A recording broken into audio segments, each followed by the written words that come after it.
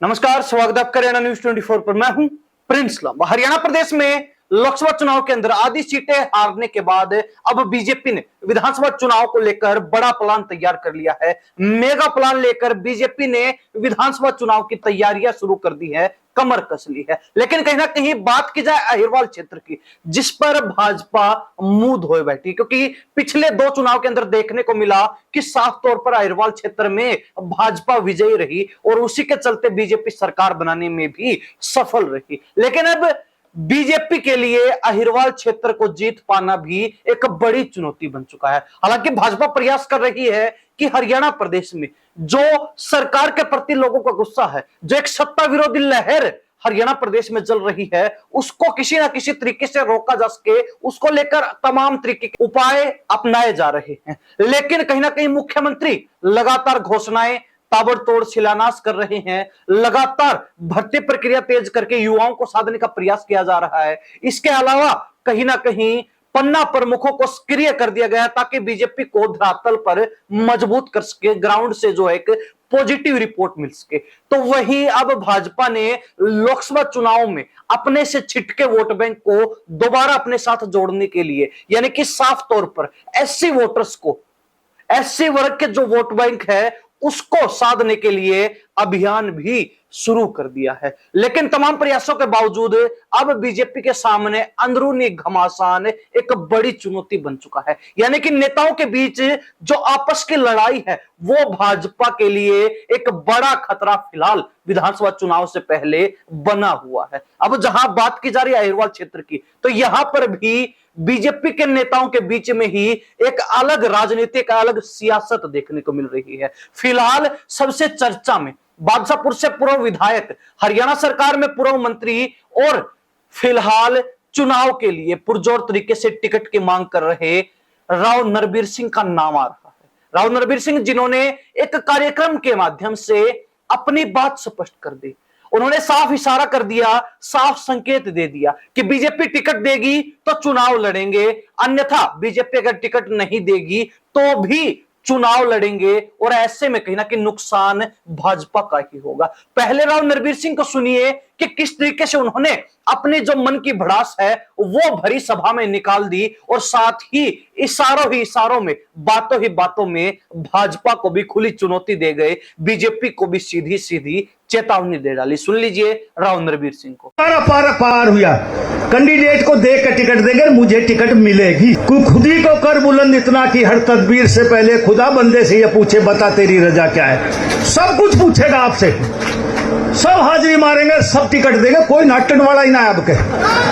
हाँ, मांगन जान की जरूरत ना है, घर आके देख के जाएंगे। मैं कह रहा हूँ, अरे मैं चुनाव लड़ रहा हूँ, आप लोग ठीक रहो, बस आपका सहयोग और समर्थन मांगने आया हूँ। अरे मांगने जब तो दे ही कहाँ है, ये बिना मांगे देंगे आपके।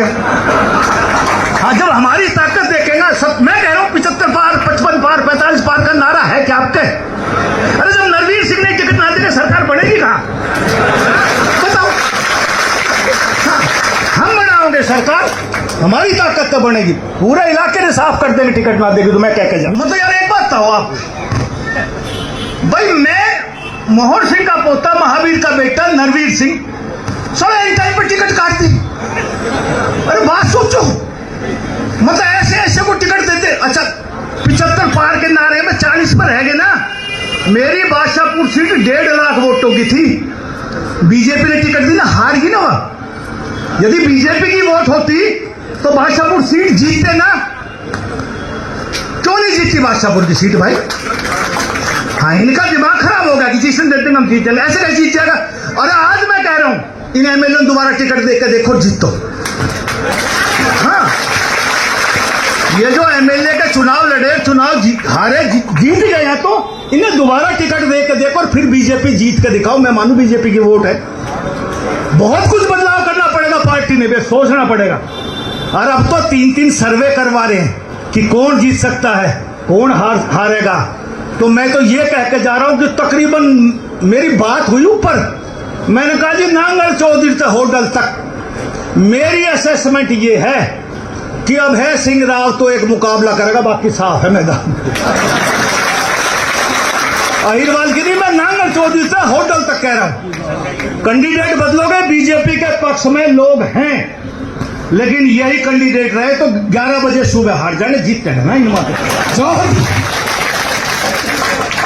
तो बहुत सोच समझ कर पार्टी टिकट देगी। मैं चुनाव लड़ रहा हूं, हम ये मत सोचो मैं कहां आऊंगा, आ रहा हूं बादशाहपुर तो लड़ रहा हूं, बीजेपी टिकट देगी। तो सुना आपने राव नरबीर सिंह को, जो कि 2014 में भाजपा की टिकट पर बादशाहपुर से चुनाव लड़ते हैं, विधायक बनते और उसके बाद खट्टर सरकार में मनोहर लाल खट्टर के कैबिनेट में उनको मंत्री बनाया जाता है। लेकिन 2019 में उनकी टिकट काट दी गई और टिकट कटने के पीछे का प्रमुख कारण राव इंद्रजीत सिंह बताया जा रहा है, क्योंकि लगातार यह चर्चाएं रही कि राव इंद्रजीत सिंह, जिनकी पिछले विधानसभा चुनाव में अच्छी खासी चली और कई सीटों के ऊपर उनके कहे अनुसार प्रत्याशी उतारे गए और जिन नेताओं की टिकट वो कटवाना चाहते थे उनकी टिकट कटवाने में भी सफल रहे, और उन्हीं में से एक सीट रही, एक टिकट रही बादशाहपुर की, जहां से राव इंद्रजीत सिंह ने राव नरबीर सिंह का 2019 के विधानसभा चुनाव में पत्ता साफ कर दिया, पत्ता कटवा दिया। हालांकि पार्टी के फैसले के अनुसार 2019 के चुनाव के बाद राव नरबीर सिंह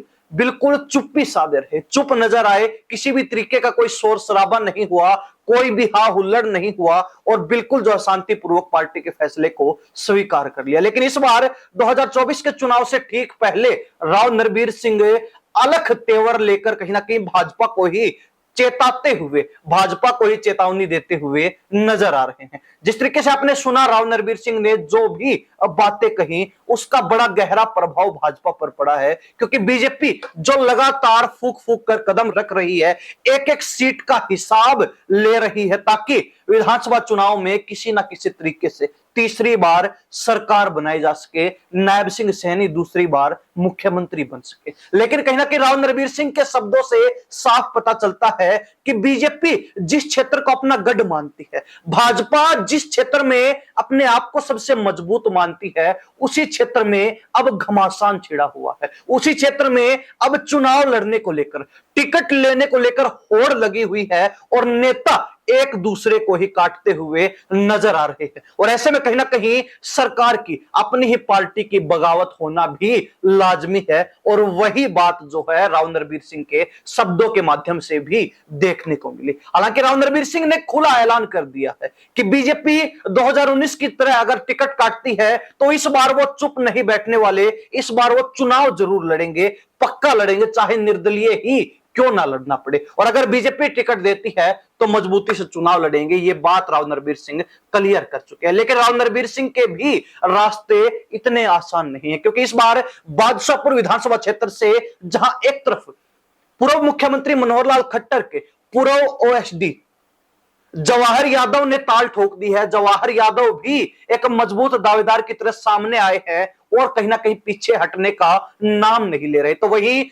दूसरी तरफ अब राव इंद्रजीत सिंह की बेटी आरती राव की भी तैयारी बादशाहपुर विधानसभा क्षेत्र से चुनाव लड़ने की चल रही है। हालांकि आरती राव जो 2014 में और 2019 में रेवाड़ी से टिकट चाहती थी, राव इंद्रजीत सिंह ने भी अपनी बेटी को रेवाड़ी से टिकट दिलवाने के लिए अथक प्रयास किए, लेकिन वो अपने प्रयासों में सफल नहीं हो पाए। लेकिन इस बार आरती राव 3 हलकों को एक साथ लेकर चल रही है। अहिरवाल क्षेत्र की 3 सीटें जहां से आरती राव चुनाव लड़ सकती हैं, पहली सीट बादशाहपुर की, दूसरी सीट कोसली और तीसरी सीट अटेली की। तीनों सीटों के ऊपर आरती राव चुनाव लड़ने को लेकर अपनी तैयारियों में जुटी हुई है। कहीं ना कहीं तीनों सीटों के ऊपर अपने प्रति, अपने पिता के प्रति माहौल देख रही हैं, लोगों का मन टटोलने का काम कर रही हैं, जनता की नब्ज टटोल रही हैं कि कहां से वो मजबूत हो सकती हैं, कहां से जो उनका चुनाव मजबूती से पकड़ कर पाएगा, लोगों के दिलों में कहां पर वो उतर पाएंगी और कहां पर जो है लोग उनको एक टिकटार्थी के रूप में एक्सेप्ट कर पाएंगे। और ऐसे में कहीं ना कहीं बादशाहपुर से 2 और मजबूत दावेदार आने के चलते राव नरबीर सिंह के रास्ते आसान नहीं है। लेकिन बीजेपी के लिए भी अब मुश्किलें बढ़ चुकी है। भाजपा जो तमाम समस्याओं से, तमाम मुश्किलों से, तमाम चुनौतियों से निपटने के लिए तरह तरह के उपाय अपना रही है, लेकिन कहीं ना कहीं बीजेपी के सामने अब अहिरवाल क्षेत्र में हर सीट के ऊपर टिकट देना भी बड़ी चुनौती बन चुका है। जिस तरीके से राव इंद्रजीत सिंह और राव नरबीर सिंह कहीं ना कहीं धुर विरोधी हैं, ठीक उसी तरीके से अब धुर विरोधियों में से मजबूत नेता की छटनी करना और उसके बाद उस नेता को जिता पाना बीजेपी के लिए एक मुश्किल बन चुकी है, बीजेपी के लिए एक बड़ी समस्या बन चुकी है। और कहीं ना कहीं भाजपा तमाम समस्याओं से निपट सकती है, लेकिन इस समस्या से निपटना भी भाजपा के लिए काफी मुश्किल होता जा रहा है। जो जो चुनाव नजदीक आ रहा है, त्यों त्यों बीजेपी के भी पसीने छूट रहे हैं और बीजेपी कहीं ना कहीं अपने सबसे मजबूत गढ़ में अपने आप को अब कुछ कमजोर महसूस कर रही है, कुछ कम आंक रही है। हालांकि जिस तरीके से नेताओं के सुर देखने को मिल रहे हैं, जिस तरीके से नेताओं ने बगावती तेवर अपना रखे हैं, उस लिहाज से यह भी कहना गलत नहीं होगा कि अब बीजेपी के लिए टिकट देना जहां बड़ी चुनौती बन चुकी है, तो वही नेताओं के बीच आपसी मतभेद को खत्म कर पाना और नेताओं के द्वारा पार्टी की ही, सरकार की ही, बीजेपी की ही बगावत रोक पाना काफी मुश्किल हो सकता है, काफी चुनौतीपूर्ण रहने वाला है। क्योंकि अहिरवाल क्षेत्र में भी कई धड़े हो चुके हैं। जहां एक धड़ा राव इंद्रजीत सिंह का है, तो वही दूसरी तरफ अहिरवाल क्षेत्र के तमाम वो नेता जो अपना कुछ वर्चस्व रखते हैं, जिनमें सबसे पहला नाम पूर्व विधायक, पूर्व मंत्री राव नरबीर सिंह का, दूसरा नाम रेवाड़ी से पूर्व विधायक रणधीर सिंह कापड़ीवास, तीसरे नंबर पर नाम आता है भाजपा संसदीय बोर्ड के सदस्य सुधा यादव। इसके बाद कहीं ना कहीं जिक्र आता है पूर्व डिप्टी स्पीकर संतोष यादव, और उसके बाद कहीं ना कहीं वर्तमान मंत्री हरियाणा सरकार में और नांगल चौधरी से विधायक अभय यादव। ये वो तमाम नेता जो राव इंद्रजीत सिंह के ध्रुव विरोधी हैं, जिनका राव इंद्रजीत सिंह से 36 का आंकड़ा है, और कहीं ना कहीं अहिरवाल क्षेत्र में राव इंद्रजीत सिंह के धड़े के बाद एक दूसरा मजबूत धड़ा रखते हैं। तो ऐसे में कहीं ना कहीं अब बीजेपी के लिए इस धड़ेबाजी को, इस गुटबाजी को रोक पाना बड़ा मुश्किल होता जा रहा है। क्योंकि नेता भी कहीं ना कहीं हावी हैं, तो नेताओं के आपसी मतभेद भी भाजपा की जड़ें हिलाने का, भाजपा के चूल्हे हिलाने का काम कर रहे हैं। तो ऐसे में कहीं ना कहीं बीजेपी जो अपने आप को अहिरवाल क्षेत्र में मजबूत मानती है, बीजेपी जो अहिरवाल क्षेत्र को अपना गढ़ मानती है, और बीजेपी जो लगातार तीसरी बार सरकार बनाने के लिए अहिरवाल क्षेत्र पर ही फोकस किए हुए है, अहिरवाल क्षेत्र को जीतने के सपने देख रही है, वो अब कहीं ना कहीं परेशान होने वाली है। उसके अब कहीं ना कहीं पसीने छूटने वाले हैं, क्योंकि अहिरवाल क्षेत्र में अंदरूनी घमासान भी चल रहा है। अहिरवाल क्षेत्र में टिकट वितरण में भी सोच विचार करके गहन मंथन के बाद टिकटें देनी होंगी, अन्यथा बगावत होनी निश्चित है, तय है। और इसके अलावा जो गुटबाजी, जो धड़ेबाजी देखने को मिल रही है, वो भी बीजेपी के लिए चुनाव के अंदर हार का एक प्रमुख कारण बन सकता है। लेकिन अहिरवाल क्षेत्र की जनता और हरियाणा प्रदेश की जनता इस विषय पर क्या सोचती है, अपनी राय कमेंट के माध्यम से जरूर दीजिए। इन्हीं सब बातों के साथ मैं प्रिंस लांबा, हरियाणा न्यूज़ 24। नमस्कार, जय हिंद।